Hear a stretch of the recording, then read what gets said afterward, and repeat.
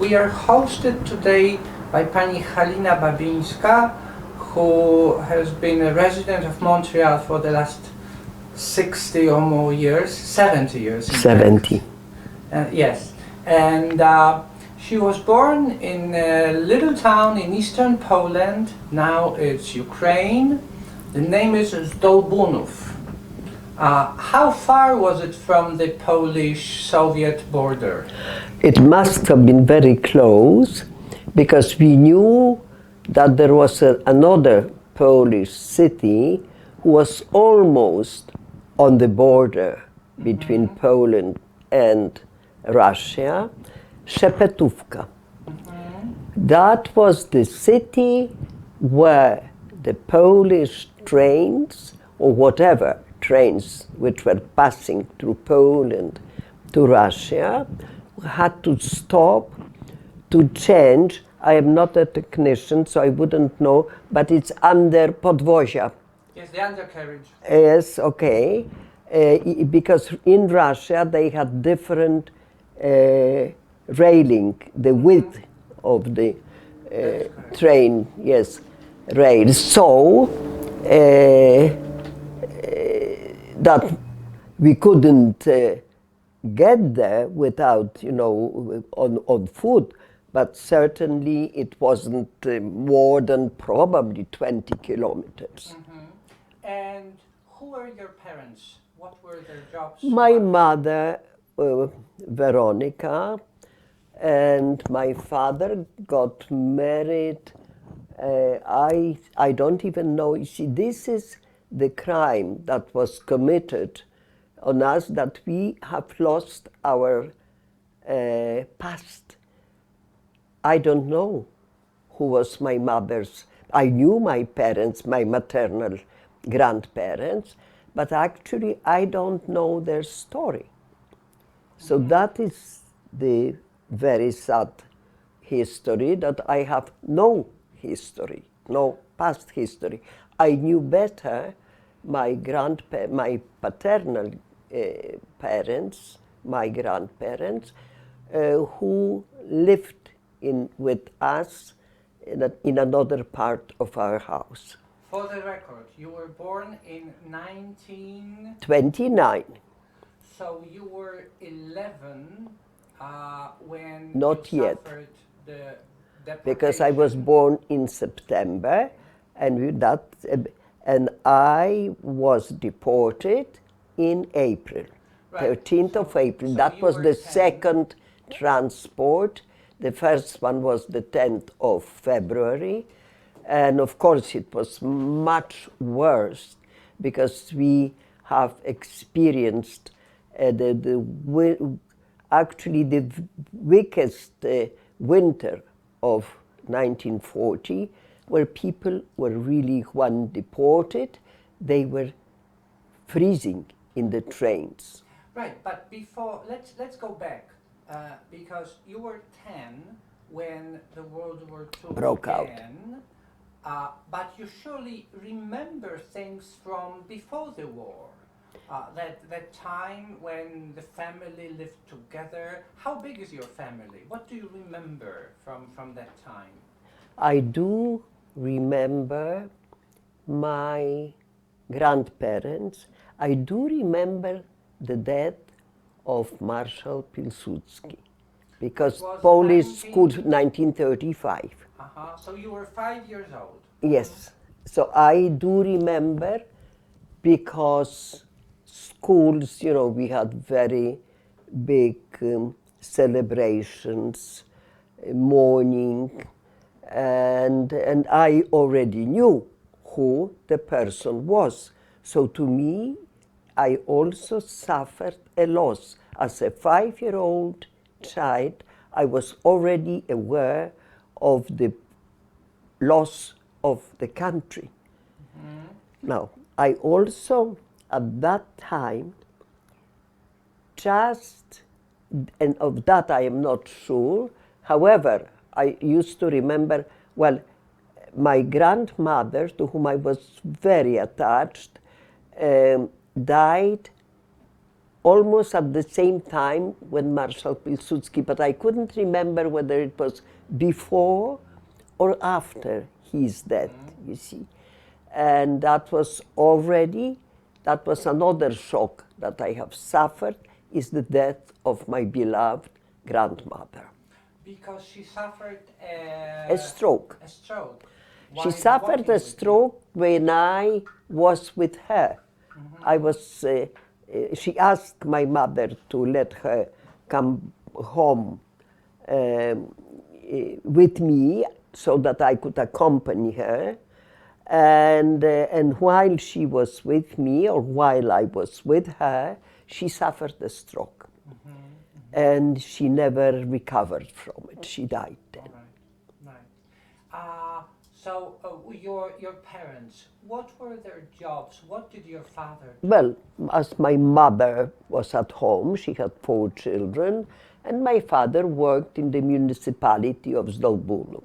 Zdołbunów was a little town, if I well remember it from the map of Poland, was a little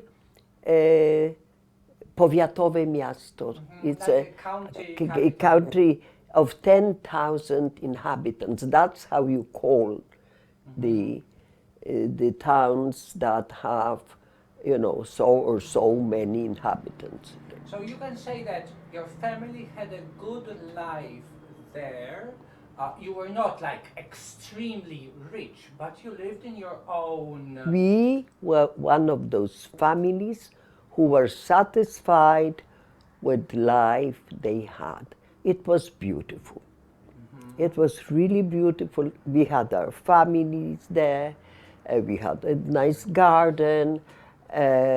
We had, each one of us had a little vegetable garden that we were growing. I mean, when I'm saying each one of us, my sister was yet too small to garden, to do the gardening, so it was actually my brother and myself that we did it. So we went to school, which was nearby.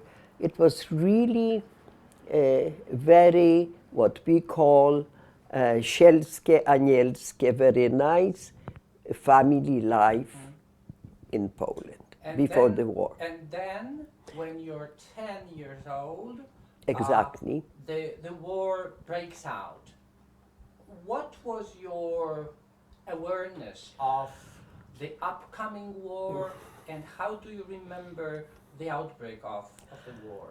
You know, it's amazing how much in Polish schools was, how big a program about Polish history, because I went to school quite early. I just went to school by chance because a friend while she was passing by, one of the girls from my neighborhood, she saw me, I think I was probably bored, and she picked me up and she said, "You want to go to school with me?" I said, "Yes, of course." So I went to school with her, and then everybody was looking for me and told that maybe the gypsies picked me up, because there were always gypsies in the Polish territories. But then it turned out that I was found at school. I spent the whole day at school, and then the story repeated itself the next day, and this is how, despite of my young age, I started going to school. And of course it wasn't, because at the time the school age was 7. You started your first year of schooling when you were 7, and I was 5. So, but in the little city like Zdołbunów, particularly in that area, in the neighborhood of that school, everybody knew everybody.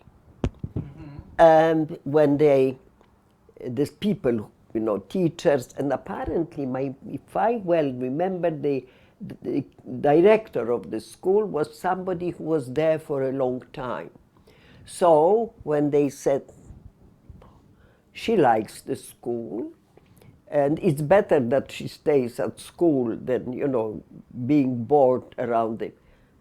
I was never bored because I was always doing something, right or wrong, but I was doing something. But then they decided, you know what, she might as well can stay at school, and if the results, you know, at the end, if she will be examined and it turn out to be good, let her stay at school. That's what has happened. So you stayed. I'm sorry? So they let you stay. They left and me your at performance school, level absolutely. Was satisfactory. That's Everybody not was happy. the only incident that happened. Very much the same later, years later in Isfahan. However, the war shocked us because we started going to school, then all of a sudden war broke out. We had bombardments, there were bombs, even that far away, because Zdołbunów was also a railway center, and there were transports of Polish army that were passing by. So the Germans not only bombarded some centers, you know, around the railway stations, but also there was actually firing, you know, the Shots being fired. yes, and but we could see the fires that started by the bombardments, and of course we wanted to go back to school, but that was stopped. Schools were that, you know, my sister Danka, who was born Danka in 1933, so she was 6 years old, and she was already starting the school, first year of school that year. And she was going to the school, which was called, it was very funny because our school was Tadeusz Kościuszko. She was named after Tadeusz. After Tadeusz Kościuszko. Danka started a new school, which was Królowej Jadwigi. So the Queen of the Queen, yes. Queen Jadwiga's. And, or Hedwig, if you want to. And which was very unusual is that we used to call it, they were both co-educational schools. But because one had the name of Tadeusz Kościuszko, it used to be called boys' school, actually męska. And the Queen of Queen Jadwiga, because it was the Queen, female patron, so that was called żeńska. Okay.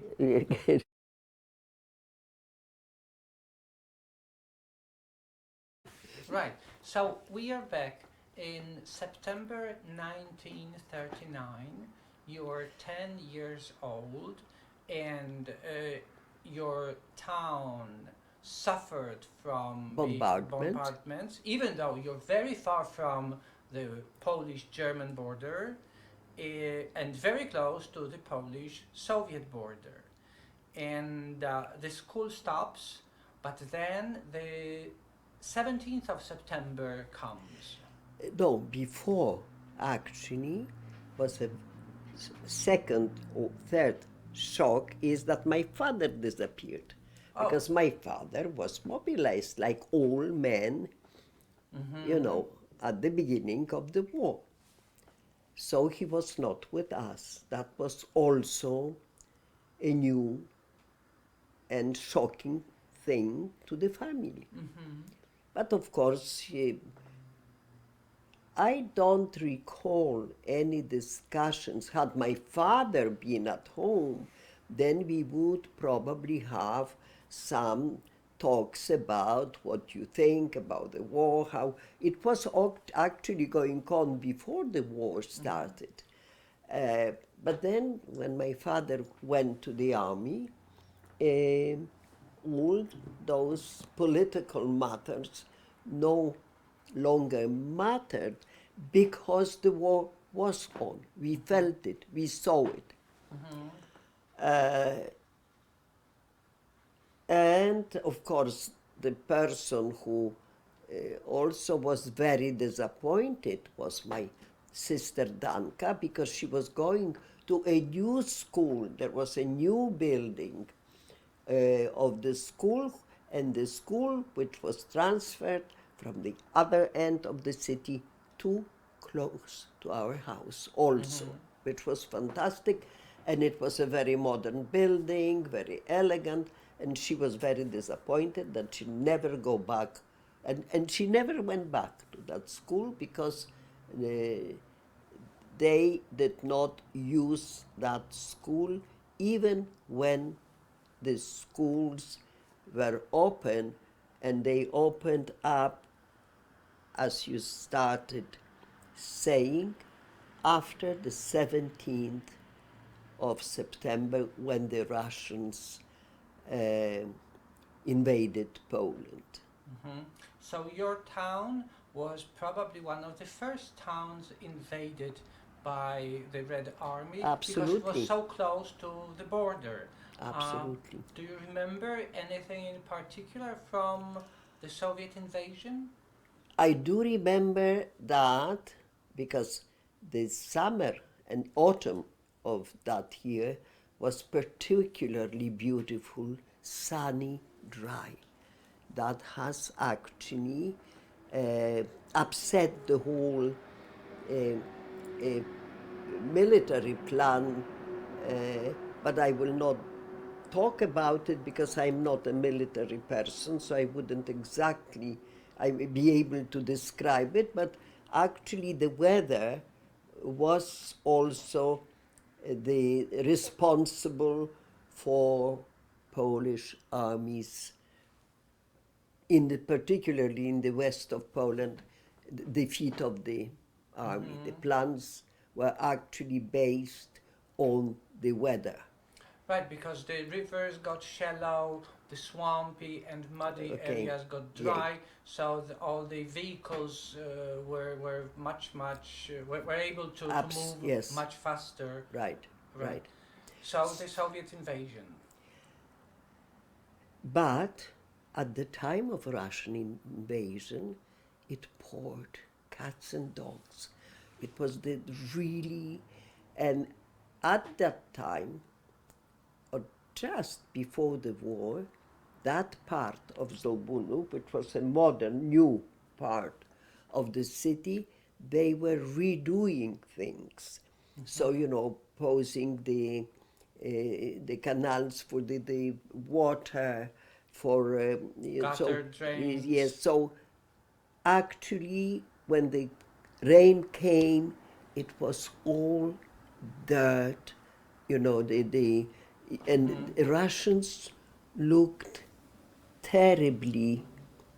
I mean, we had pity on them because they were not properly dressed. I mean, they had the army uniforms, but they looked really like beggars, What happened then was that finally the Russian army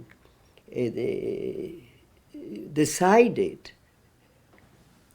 that they would stop marching ahead. They will let the soldiers stay by groups in different households, in different homes, because they couldn't go any further. It was really, the marching was not possible. Okay. Horses couldn't really do it.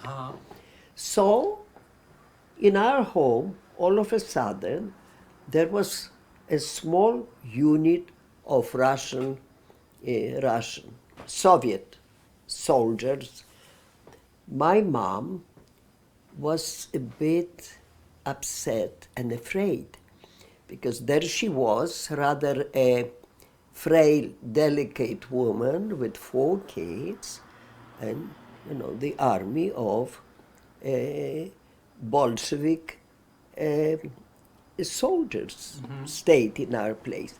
I must say that they stayed everywhere.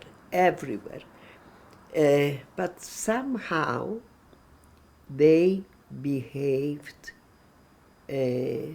properly. They didn't bother us. There were some even who, if I remember it well, they prayed. So that was quite a surprise and hope that if they believed in God, they wouldn't do any harm to us. You see, that was... Because your mother was the only woman in the household, your the father only being grown-up absent. person in the household. The only thing was that my mother spoke Russian. She went to Russian schools, Of we course. had Polish partition, so she could communicate with them. So that was, also quietened and dumb, Right. that it's not altogether Polish lords, who were around. There were some people that they could talk to. So that was fine. Then when the weather improved, they proceeded Further. My father, shortly after, my father came back home. There was no army. See, the Polish army was dismissed and they could Because return. the Polish army got defeated, Yeah. all the military activities stopped Right. at the beginning of October, Right. so many soldiers were allowed to... return to their homes. I don't know why, because I don't know what unit my father was in. But he came with a pair of boots, leather boots that were sort of half boots, with nails on the bottom, saperzy. Jak się mówi saperzy po angielsku? Nie mam The pojęcia. explosive specialists, Yeah, the probably. ones, the Special units. demining. Yes, which I don't know whether that was part of his equipment in the army or whether he bought it, but I know that this is the pair of boots that went with us to Siberia. We took it. And that were the boots that I, an 11-year-old child, and my brother, we used to wear it in Russia because we had no other boots suitable for that climate, for that snow, for that, And my father had a small foot, that's true, but it wasn't as small as a 11-year-old child, it was but that way very, very, helpful. That was the only pair of boots that we had when my father found us. Otherwise, one person used to wear the boots, and the other guys stayed in bed. Right. So, but you've already jumped.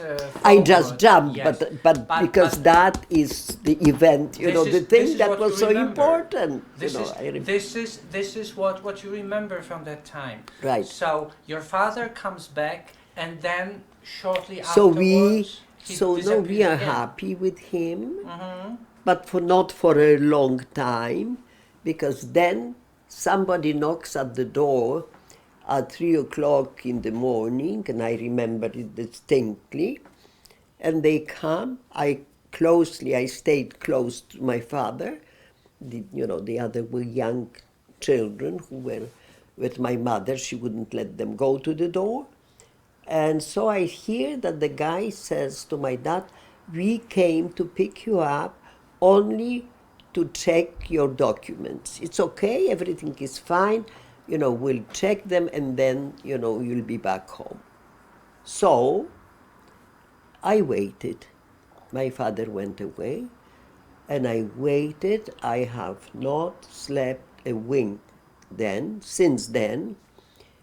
And whenever anything moved outside, I was sure it was my dad coming back, but he never came back, and I have not seen him since then until 2 years later.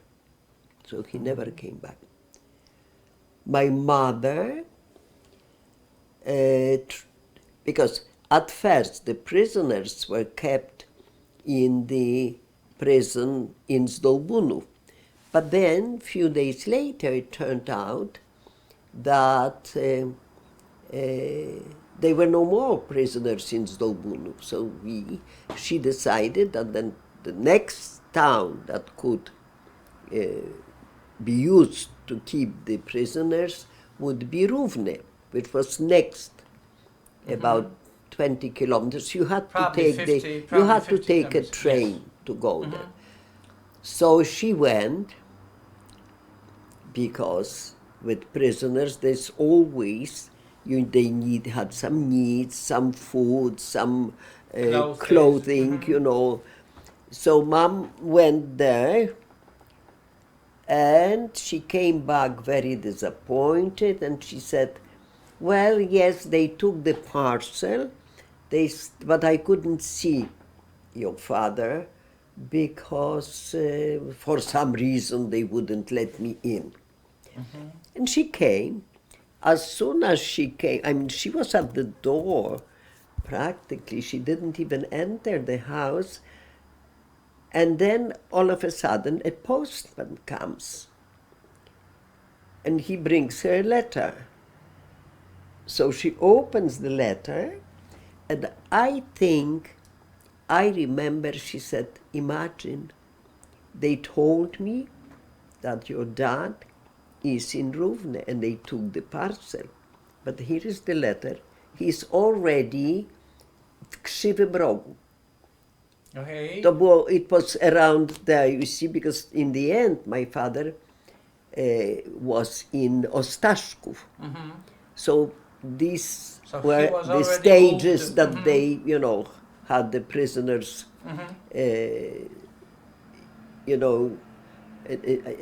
ascribed to a certain camp. Right.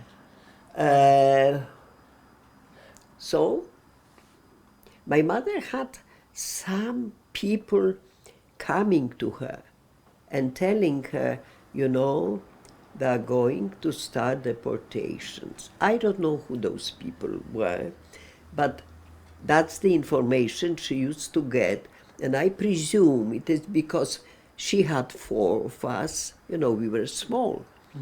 And so probably people thought that, that would give her time to prepare herself, because we all knew that if we are going to be deported, that was from Polish history, we knew it, that from that part of the world they couldn't send us anywhere but to Siberia. Back to the east. And at that time you are 10 years old, your sister is 8? Yeah, because I was just in September when the war broke out, I was 10. Yes, so you are 10, your sister is... My brother was next, was 8. 8, Danusia was 6, and the youngest was 4. And the youngest was 4. Yeah. And then there comes this day. Then came the 10th of February. Actually, this is what my mother was warned about happened. They started deportations. So they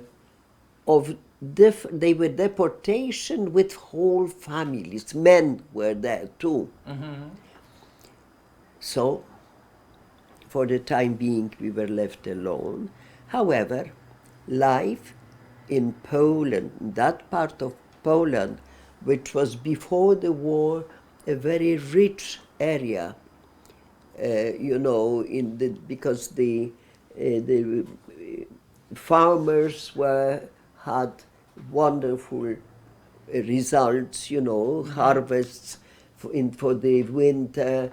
Yeah, very in fertile, very Volynhia was fertile soil, lots of agricultural activity, and yeah.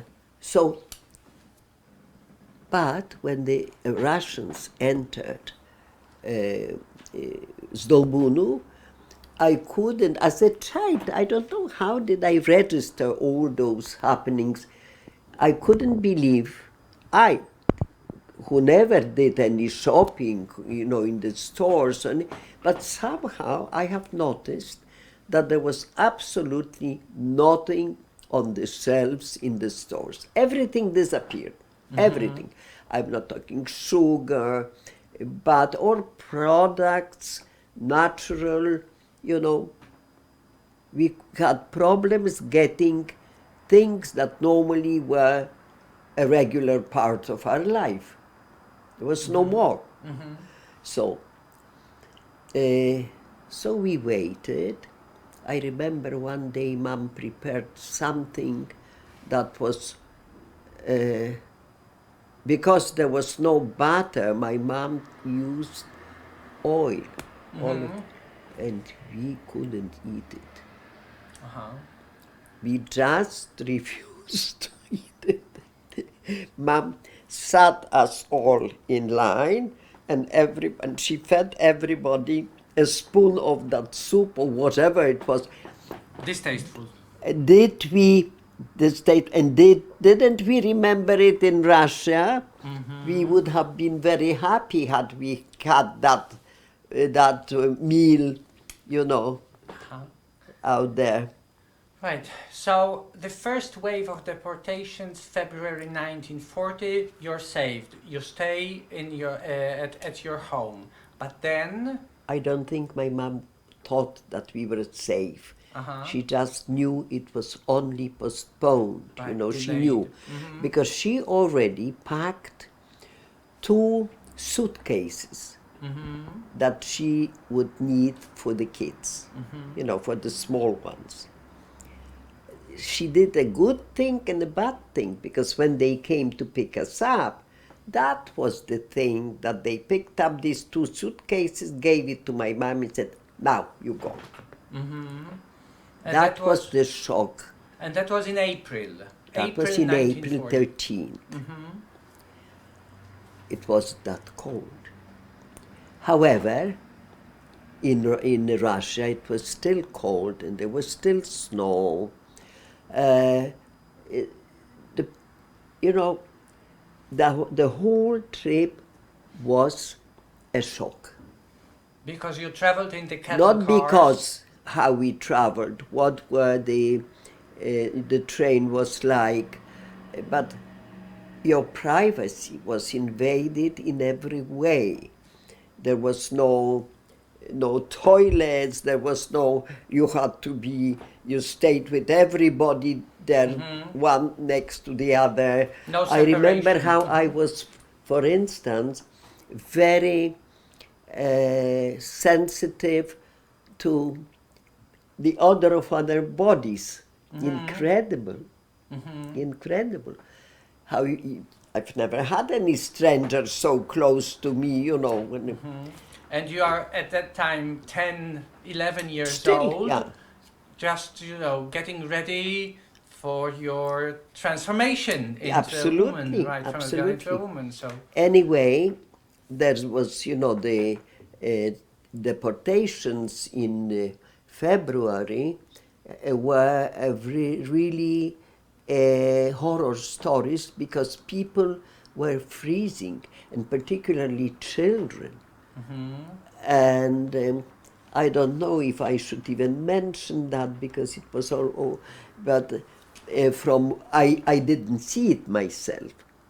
I read about it, and I was told about it, that the Russians would come in, soldiers, and say, how many people are dead in this car? And then they would take them, and particularly infants and small children, just throw them out. So that is really a horror story. But as I say, I have not witnessed it myself because it was already the month of April, so there was no question of people dying or freezing in the cars. So the whole family, your mother and 4 children, you are taken to the northern Kazakhstan. You don't know where your father, No, not. is. We haven't had news from my father. Nothing, absolutely nothing. Crossing the border between Poland and Russia was a very emotional time. We cried. We, as you know, we sang Rota. This At very the patriotic crossing song. and I had a feeling that my heart was going to burst. It was going to break. Because from Polish history, we already knew about Poles having been sent to Siberia, the conditions, you know, the day that they were made to walk, you know, in, you know, tens of and hundreds, absolutely hundreds of inhuman, kilometers. yes.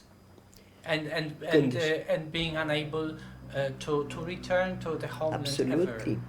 ever. Absolutely. So we were, in a way, and as I'm saying, I very often think I must have been older than that. How come I knew all what has happened to Polish? Because having been 10, you know, my schooling in normal times would have been already at least Grade 3, 4.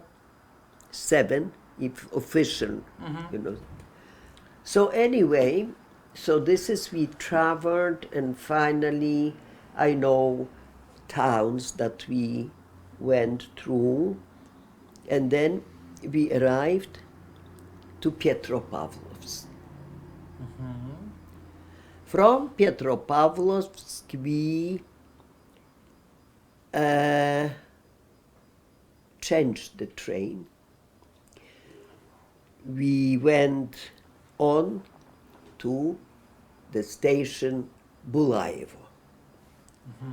From Bulayevo, we were made to board a truck, big truck, but only our family, and there was another family from Święciany, from northern part of Poland, from the Wilno region.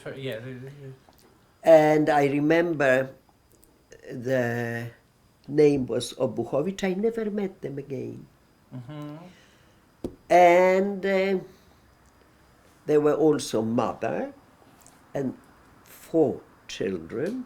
However, the eldest one at that time was 17 years old. And so we are traveling with them, 2 families, 2 women, each having 4 children, except that Obuchowiczes were older than we were. By truck, my little sister was put in the cabin. Next to the driver. Yes, and we were in the back, in the open truck. All of a sudden, we see something falling out, and it turns out that it was my sister. I had no doubts that she was pushed out of the driver's cabin. She was really, you know, like a piece of, you know, luggage. And so we stopped. My mother stopped the. As I said, my mother spoke good Russian, so she could, you know, yell at the driver. Absolutely, and yes. make him stop. So we stopped. We picked up my sister. I think that, you know, she did have some brain injury. She did demonstrate some, you know, backwardness at one point, and I'm sure it was coming from that accident. So, and then we arrived from Bulayevo. We arrived at a small little village who was so small that it could not become a kolkhoz by itself. There are just two, you know, not enough people to run it. So it was made into a kolkhoz with another village far away. I mean, far away.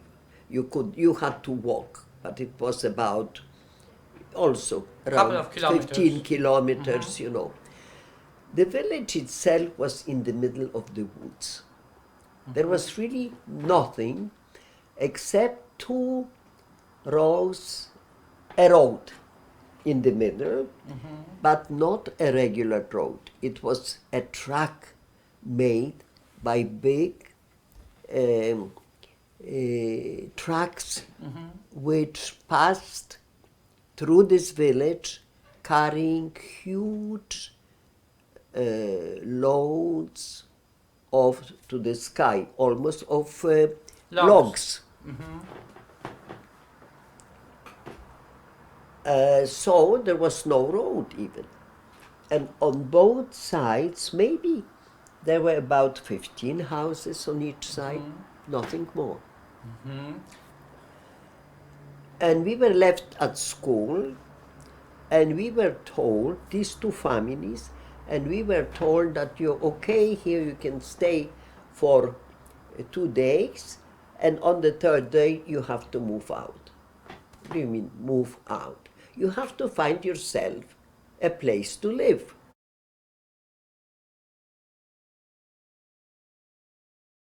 So you were told that your families, the two families, can stay at this school for 2 days, and then you need to find yourself somewhere else to live. Yes, but if you are in a village that has maybe at most 40 houses, where do you look for a place?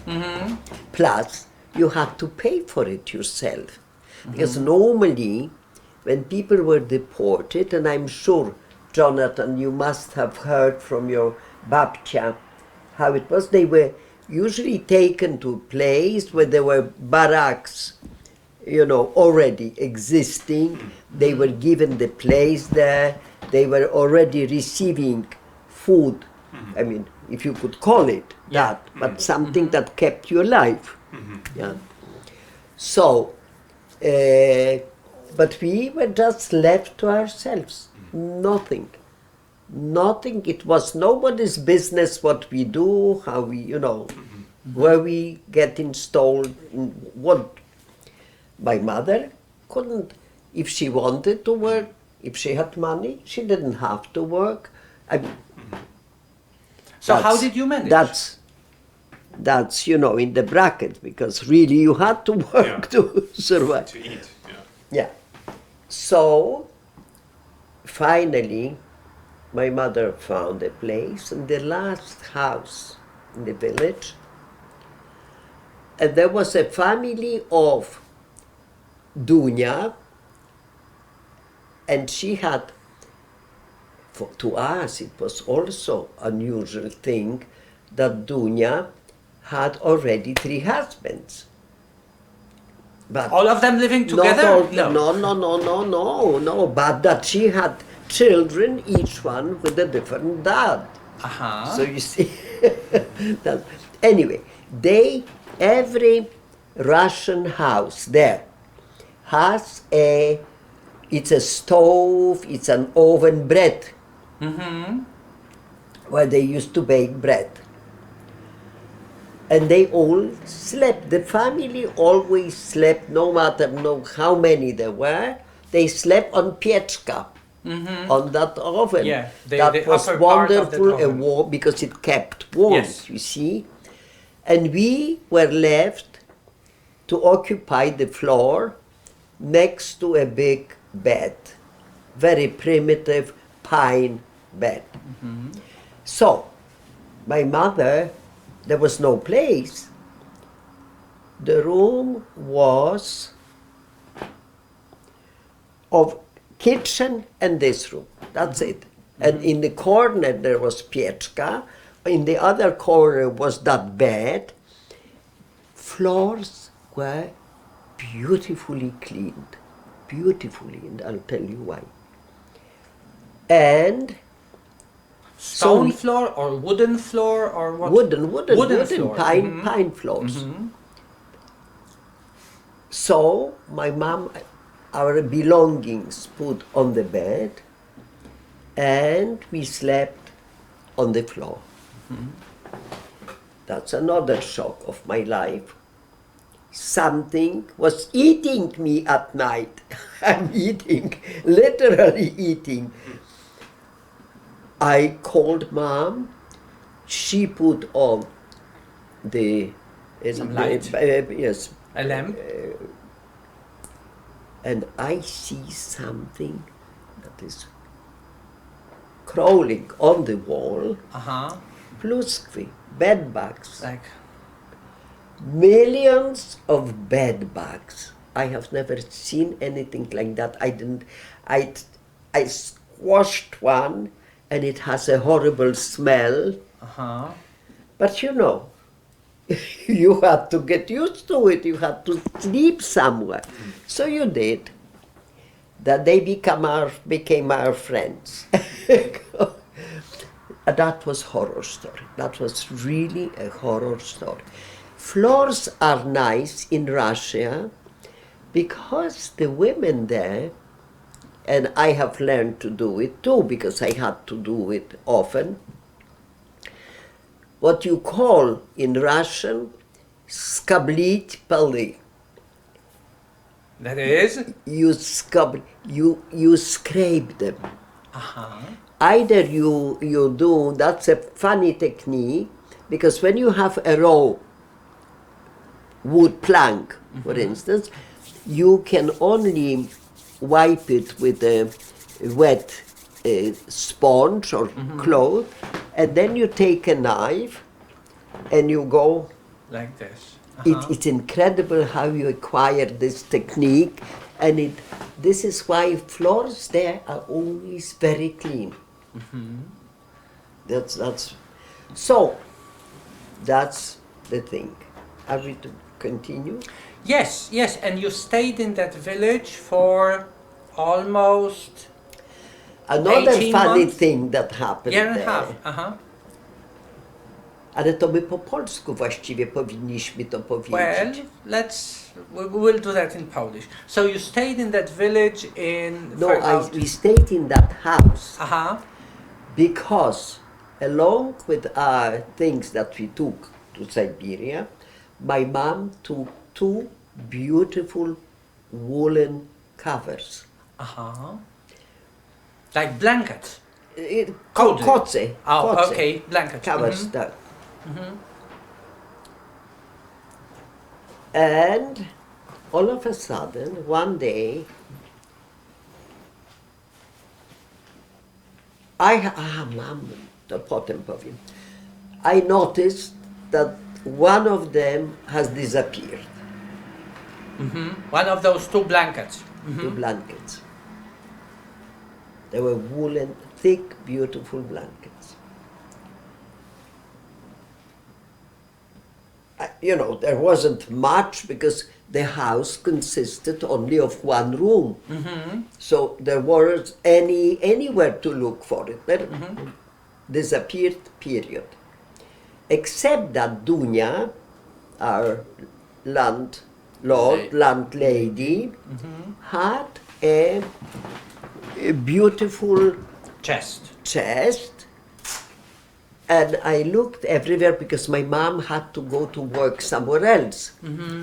So I looked at that chest and I noticed that it was locked. No. But where do I look for a key? And that, I think, it was absolutely, I admire myself. I don't know how did it happen that I looked all over the place. I couldn't find it. And at the entrance, let's say this is the door to the room, to the house, and a door from outside. In the corner, there was a barrel, beczka. Yes. In that barrel, Dunia collected down, pióra, znaczy pierze. Pierze. I don't know absolutely how I entered to the, through the door. You put your hand inside. And I put my left hand into the barrel and I get the key. And I found the key and I go to the chest and I find my cover, my blanket, but I don't take it. I put the, lock the chest and I drop the key into the, and that's all. Yeah, the only thing I did was that I told my mother and let my mother to struggle with Dunia. But she wanted, you see, she wanted it. No wonder, So then they negotiated, but of course my mother didn't get it back. And we had to move out of her house. And there was an empty house on the other side of the road, somewhere in the middle of the row of these houses. So we decided with Obuchowiczes that we will occupy that room, that house. That empty house. So the two Polish families, the two deported Polish families. I mean, actually the children. Because in the meantime, the eldest Obuchowicz was arrested for under the suspicion that he did some. That he was like the enemy of the state. Yes, that we know. That was the term. So he was arrested, and our two mothers had to leave the village because there was no way they could find work in that village. So they went 20 kilometers away to the city, which was actually Kazakh's place that was named even Karaguga. And once you got out of the woods where our first Budionovka was located, then you went through the steppes, immense. You could not see the horizon. So they had to walk 20 kilometers. They got work there, but they could not return walk back every and day. forth. They had to stay there. And they would come only once a week on Sunday morning, because they worked on Saturdays too. Sunday morning they would come, stay with us for the day, and then would go back to work, to Karaguga. So we were actually alone there. And you know what, just these days I think about it and I'm saying it's absolutely amazing that nobody even asked us how we are, the local people there, how we are doing. Do we have something to eat? Nobody. It was as if we were not there, non-existent. But Obuchowiczes organized our trips to the field of kolkhoz, where we started stealing potatoes from the kolkhoz field. Nobody suspected us even that we did. Otherwise, you know, we had nothing to eat. So we had to go to kolkhoz at night or when it was dark. They collected more potatoes. You had to wittingly, under the, you know, leaf mass, you could reach for the potatoes, you know, in earth, Right. dig them out, and bring them home. So we collected, because we were younger, and it was only Richard and myself. Right. You were 11 and Richard was 9. Yes. Your brother. And they were older. The girls were 13, 14, you see. So they have managed to collect a big bag of potatoes, and we had only half. But it was okay. It was sufficient for you to survive. But we used to go and visit our mothers. I wouldn't go today. I wouldn't go through these woods, but we used to go 20 kilometers. We walked.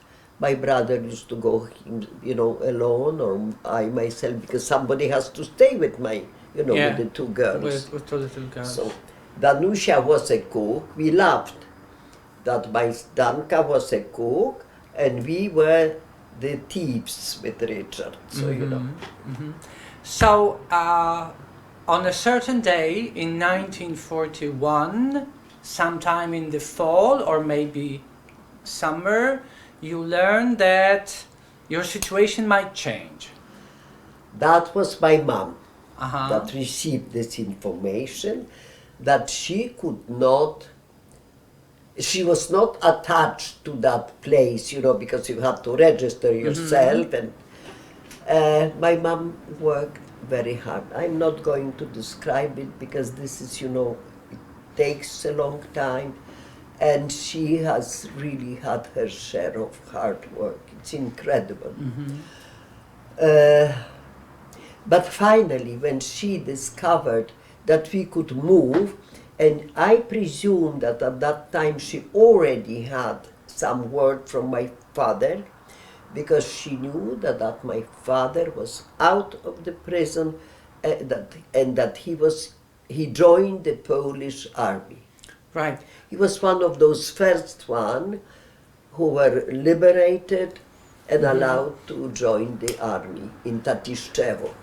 Right. Did you ever learn how your father found your family in the Soviet Union during the wartime? No internet, no telephones, no nothing, after 2 years of your separation. How did he find you? How did people find themselves in general? But somehow they did. He was not the only one who did it. Particularly that since he was in the army, he already had some, you know, access to some information. For instance, of course, my mother knew that he was out. She had already, that he's alive and he was out. But then we sat, as I told you before, we remained with that pair of boots. Another thing that we took from... Right, your father's boots, they were still with you. That was that only pair of boots that we had left. And also my father's jacket that we took with us, because to było baranica. It was a lambskin, sheepskin. Sheepskin. Sheepskin. And I used to wear it whenever I used to come and pick up, you know, wood or something.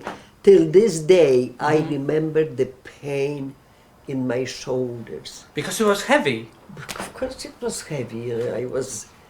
My father was a tall big man, you know, and then all of a sudden I was wearing that because we had no, you know, warm clothes. Anyway, so we stayed inside. We were, as it happened, in a very, very small little room, probably the size of this, if not smaller. It had a clay stove in the corner where we could feed, you know, some wood, and then it was warm. And the door, because it was like a double room, there was, before you entered that little room, you had huge room with a big stove. Mm-hmm. But nobody used it because we had no wood To keep it to warm. keep it, Mhm. no, to To heat even it. light it, you Mhm. know. So you had to go to that big cold room. Then there was a door, and you would enter our little room. But the door had a big cover, Curtain. on over it, because otherwise the cold was coming Sure. through that door. And we were sitting, talking, and all of a sudden a knock at the door. We didn't expect it. And it was our father who came. You know, he didn't write us that he was coming. He didn't. I presume he wanted to surprise us. But then, who is it? And it's your father. It's your. That was the shock of my life. I mean, of all of us. Mm-hmm. He was already in the army. So he was in a uniform.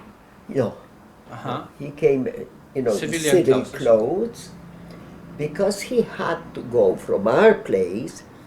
He bought things for us, you know, Uh-huh. food, clothes, you know, started, otherwise we couldn't go out. Mm-hmm. But he had to leave because he had papers for 2 people to Świerdłowsk to pick them up on his way. It was a little past Right. where we lived. And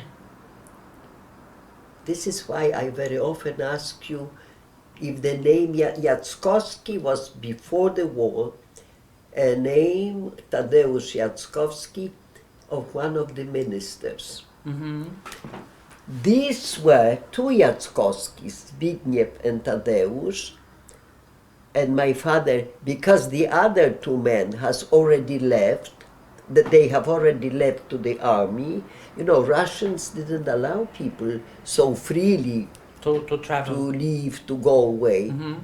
So these 2 men already left, and my father took 2 Jackowskis, but they were not related, they were not brothers. Mm-hmm. So they made the trip with us together. Okay. You see? So my father returned, and then we made, you know, we packed up and we went on the train, but with him it was easier. You didn't have to fight for the place, you didn't have, you know, Because he he was had everything already, he was a Right. person. right. He was on an official business. He was Absolutely. representing Yeah. the Polish army, so it was easier for him to Absolutely. travel, and Yes. you travel with him. And you went to one of those places where the You Polish see, army. in the meantime, while my father was with us, his unit has moved to Jalalabad. Mm-hmm. Of course, it was wartime, so my father was not volunteering the information where his unit, where we were going, where that was the army behavior. Yeah, You see. security. Secrecy, yes, Yes. yes, yes. So, so that's what has happened. But very unfortunate thing was my father was at that time, they were the beginnings, you know, of this Polish Russian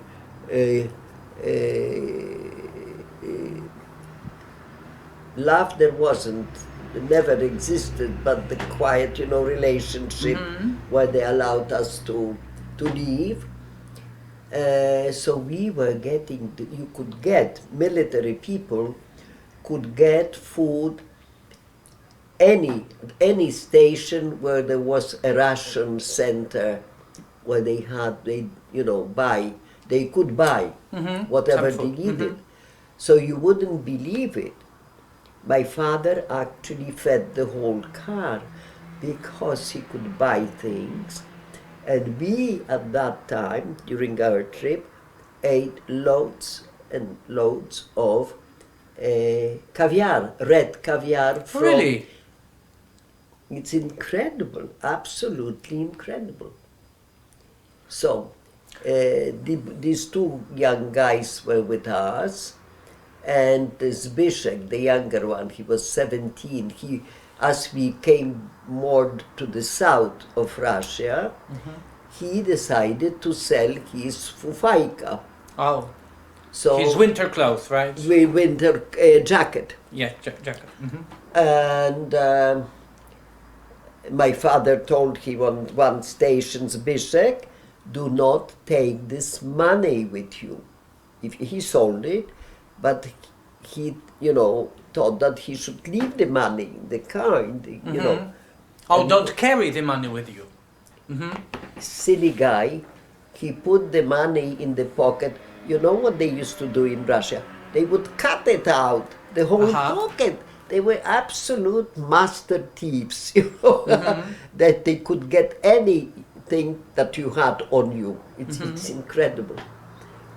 But once we arrived, to Tashkent, then from Tashkent to Jalalabad, so they also had to join an army unit. So then I don't know, from that moment on, I don't know what has happened with them. Right. Because you see, had my father survived, he would have been in touch with them. But he didn't. What happened to your father? When we arrived in Jalalabad, Then this is still Soviet Union, this is still Russia. yes, still in Russia, Kyrgyzstan. And we were assigned a location, a house, little house. It poured. It was horrible because everything was made out of clay. And clay was everywhere on the road. And with the rain, you were up to your ankles in that In the mud. mass, And then my father didn't feel well, and he went to the little local center, health center or something. They kept him for 2 days, w szpitaliku, little, infirmary, for 2-3 days. And I used to go and pick up some food for us, because my mom wasn't well. She really lost her life there in that horrible work. And then I see my father coming out of the little infirmary, and he says, you see, I have to go. I couldn't approach him. I am going this morning to the hospital in Jalalabad, because it was a little out of Jalalabad. And that is the last time I saw him. And few days later, Richard was taken to the hospital because they were symptomatic. They had symptoms of, typhus. So Richard also went to that same hospital. That was Polish military hospital. And few days later, I was there every day, going to pick up that morning breakfast, morning meal. And this is when one of the ladies from that, to był ośrodek zapasowy, Polish unit, my father's Polish unit in the army, and that lady said, oh, I have information for you.